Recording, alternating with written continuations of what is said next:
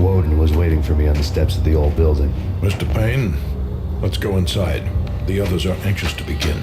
The others?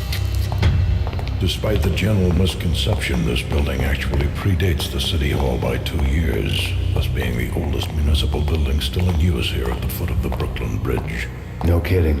The old man played tour guide as he led me through a dark domed hall. The answers I was after loomed large ahead. Mr. Payne, I would like to introduce you to my colleagues in what we call the Inner Circle. You've been watching too much X-Files. You have seen the files on Project Valhalla. We can fill the gaps, provide you with the information missing from those files. We were all involved in the early stages of the project during the Gulf War. What's the catch? We would very much like to blow this thing wide open, but our hands are tied. Her name is Nicole Horn. She was the key figure in Project Valhalla. When the funding was discontinued, she simply refused to quit. She knew exactly what she had in her hands.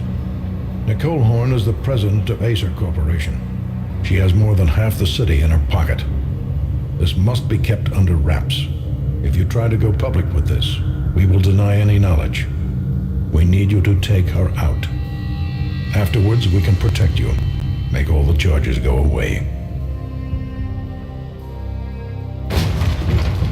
That was the cue for the killer suits to kick in the doors and swarm inside. It was an impressive floor show, but I decided to leave early anyway. It was only a one-story fall. Lucky me. On screen, the so-called corpse of Alfred Woden stood up, miraculously waking from his dirt nap, looking smug among his dead pals. In the land of the blind, the one-eyed man is king. I didn't know how he'd pulled it off, but it was a pretty slick way to get out of all his promises. Most of what he had said fit too well to be a load of crap.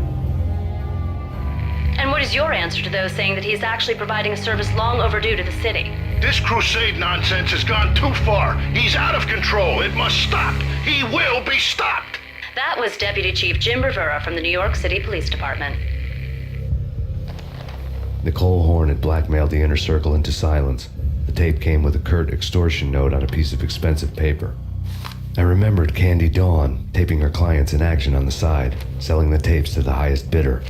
I was sure that kinky sex was nowhere near Alfred Woden's worst sin, but I had a feeling that when this was over, any collateral would come in handy.